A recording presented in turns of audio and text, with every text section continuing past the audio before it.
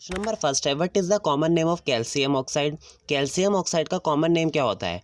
ए slaked lime, B caustic soda, C quick lime या D washing soda.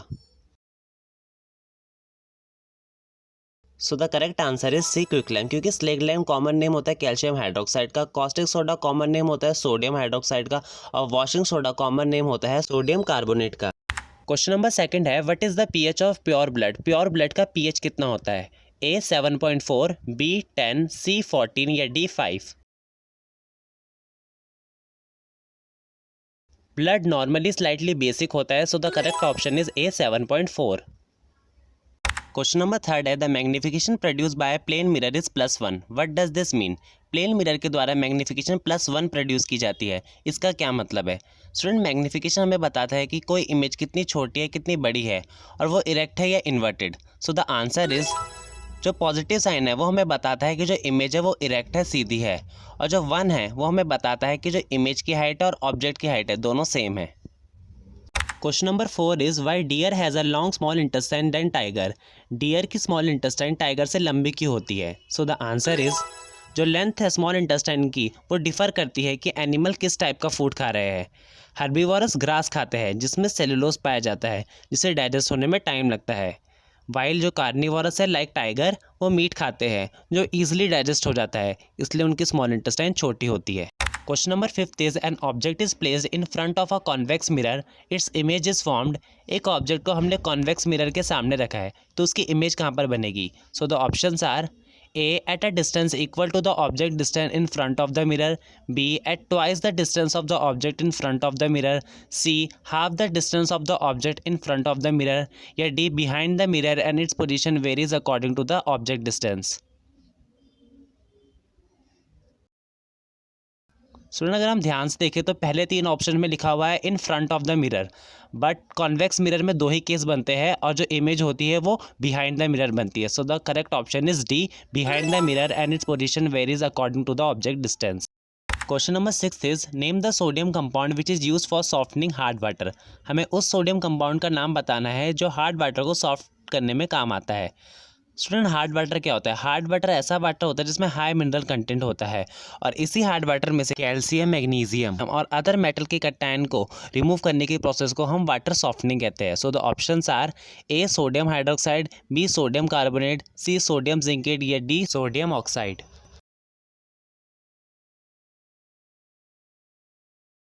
So the correct answer is B sodium carbonate.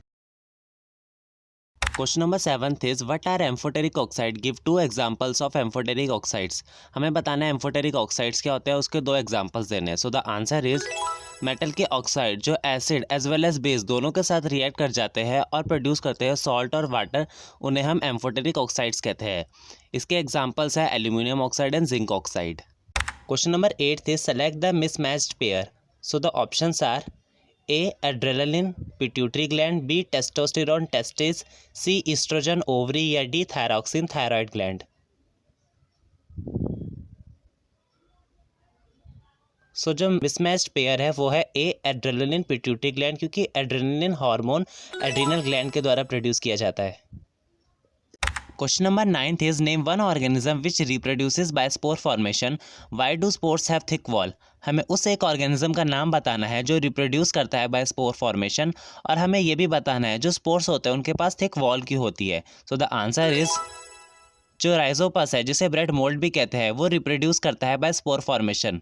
Spores covered होते हैं thick wall से, जो उन्हें unfavourable condition में survive करने में हेल्प करता है। Question number 10 is, solder is an alloy of. Solder किसका अलॉय होता है? तो स्टूडेंट, सबसे पहले हम जानेंगे अलॉय क्या होता है।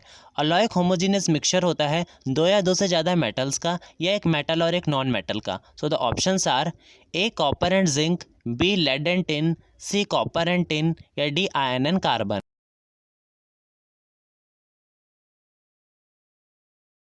So the correct answer is B lead and tin. Question number 11 is, we are advise to take iodise salt in our diet by doctors, justify its importance in our body. डॉक्टरों द्वारा हमें अपनी diet में iodise salt लेने की सलाह दी जाती है, हमें इसकी इंपॉर्टेंस बतानी है हमारी बॉडी के लिए। सो the answer is, student, iodine necessary होता है थायराइड ग्लैंड के लिए ताकि वो थायरॉक्सिन हार्मोन का प्रोडक्शन कर सके। थायरोक्सिन रेगुलेट करता है कार्बोहाइड्रेट, प्रोटीन और फैट का मेटाबॉलिज्म हमारी बॉडी में, ताकि हमारी बॉडी को एक अच्छी ग्रोथ मिल सके। जैसा कि हमें पता है जो आयोडीन है वो एसेंशियल है सिंथेसिस ऑफ थायरोक्सिन। अगर आयोडीन की डेफिशिएंसी होती है हमारी बॉडी में तो मे बी पॉसिबिलिटी है कि हमें ग्वाइटर हो।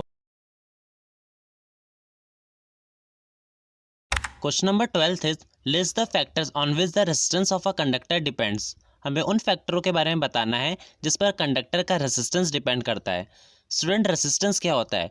रेजिस्टेंस प्रॉपर्टी होती है कंडक्टर्स की जो रेसिस्ट करती है flow of charges through it. So the answer is, जो कंडक्टर का रेजिस्टेंस है वो डिपेंड करता है उसकी लेंथ पर, उसके एरिया ऑफ क्रॉस सेक्शन पर, नेचर ऑफ इट्स मटेरियल, मतलब वो कंडक्टर किस मटेरियल का बना हुआ है, और कंडक्टर के टेम्परेचर पर। Question number 13 is the following image shows the correction for which I defect. ये जो हमें नीचे इमेज दे रखी है ये किस आई डिफेक्ट के करेक्शन को शो कर रही है? So the options are A myopia, B astigmatism, C hypermetropia या D none of these. Student, इस डिफेक्ट को ठीक करने के लिए आप देख रहे होंगे यहाँ पर कॉन्वेक्स लेंस का यूज़ किया गया है which is converging lens. So ये हम हाइपरमेट्रोपिया के केस में करते हैं। So the correct answer is C hypermetropia. Question number 14 is normally in a healthy adult the initial filtrate in the kidneys is about how much liter per day। Normally एक healthy adult की kidneys द्वारा जो initial filtrate बनाया जाता है वो कितना litre बनाया जाता है पर डे? स्टूडेंट, सबसे पहले हम जानेंगे इनिशियल फिल्ट्रेट क्या होता है। इनिशियल फिल्ट्रेट को हम ग्लोमेरुलर फिल्ट्रेट भी कहते हैं। ये फिल्ट्रेट हमें अल्ट्राफिकेशन के बाद मिलता है। So the options are A 1 litre, B 200 litre, C 5 litre या D 180 litre. So the correct answer is D 180 liter. Question number 15 is state the post fertilization changes that lead to the fruit formation in plant। Fertilisation के बाद जो जो changes होते हैं जिसके वजह से पौधों में फल बनते हैं हमें उसके बारे में बताना है। So the answer is, student, fertilisation के बाद जो जाइगोट होता है वो सेवरल टाइम डिवाइड करता है और एम्ब्रियो में कन्वर्ट होता है। जो ओव्यूल्स होते हैं वो टफ को डेवलप करते हैं और सीड्स में कन्वर्ट हो जाते हैं। वैसे ही जो ओवरी होती है वो फ्रूट में कन्वर्ट हो जाती है। मीनवाइल जो फ्लावर के बाकी के पार्ट्स हैं like petals, sepals, स्टेमन, style and stigma वो सूख जाते हैं और झड़ जाते हैं। Question number 16 is identify the following electron dot structure. हमें बताना है किसका इलेक्ट्रॉन डॉट स्ट्रक्चर बना हुआ है। So the options are A cyclopentane, B hexanal, C pentane या डी साइक्लोब्यूटेन। स्टूडेंट, जैसा कि आप देख रहे होंगे ये एक रिंग स्ट्रक्चर है तो सबसे पहले तो आगे साइक्लो आएगा। सो ऑप्शन ए या डी में से कोई आंसर होगा। अब हम नंबर ऑफ कार्बन एटम्स देखेंगे तो यहाँ पर 5 कार्बन है तो पेंट आएगा, और कार्बन कार्बन के बीच सिंगल बॉन्ड है तो एन आएगा। सो the correct answer is cyclopentane which is option A. Question number 17 is for which position of the object does a convex lens form a virtual and erect image? Explain with the help of a ray diagram। Object की किस position पे जो convex lens होता है वो virtual और erect image बनाता है, हमें इसे रे डायग्राम की हेल्प से समझाना है। So the answer is, student, जब हम ऑब्जेक्ट को फोकस और ऑप्टिकल सेंटर के बीच में रखते हैं तब कॉन्वेक्स लेंस एक वर्चुअल और इरेक्ट इमेज बनाता है। ये है इसका ray diagram. Question number 18 is the following is the food chain in a. ये जो हमें नीचे फूड चेन दे रखी है ये फूड चेन कहाँ पर होती है? So the options are A pond, B forest, C grassland या D none of these. So the correct answer is C grassland. Question number 19 is an electric bulb is connected to a 220 volt generator. The current is 0.50 ampere. What is the power of the bulb? So the options are A 120 watt, B 160 watt, C 1100 watt या D 110 watt। Option number D 110 watt is the correct answer। अब हम इस question का solution देखेंगे। जैसा कि हमें दे रखा है जो पोटेंशियल डिफरेंस है वो 220 वोल्ट है और जो करंट है वो 0.50 एम्पियर है। हम यहाँ पर पावर का फॉर्मूला यूज़ करेंगे which is P is equals to VI। आप फॉर्मूले में वैल्यू पुट कर दीजिए and here is our answer. Question number 20 is a section of DNA that provides information for one protein is called the dash for that protein. So the options are A gene, B variant, C trait या D progeny. So the correct answer is A gene। Question number 21 is receptors are usually located in sense organs. Gustatory receptors are present in. So the options are A. tongue, B. nose, C. eye या D. ear. Student gustatory मतलब होता है sense of test और test हम टंग से करते हैं. So the correct option is A tongue.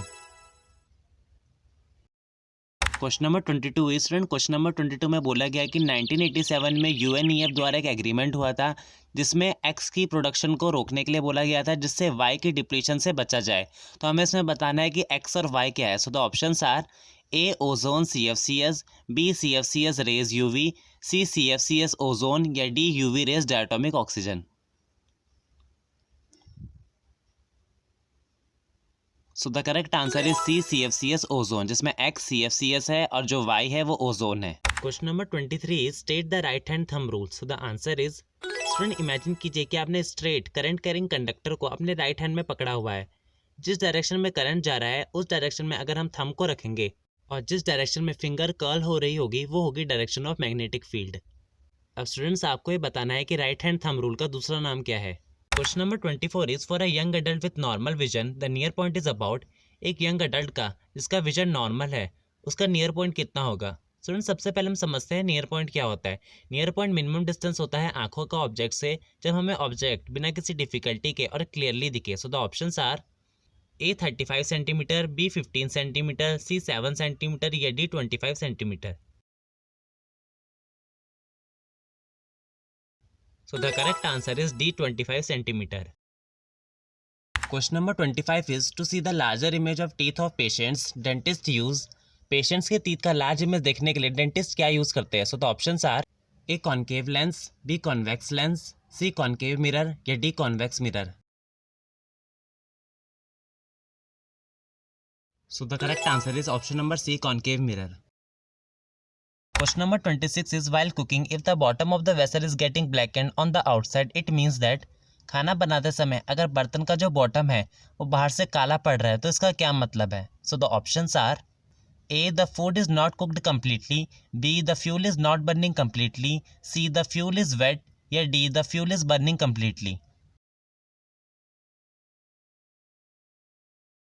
So the correct answer is option number B the fuel is not burning completely.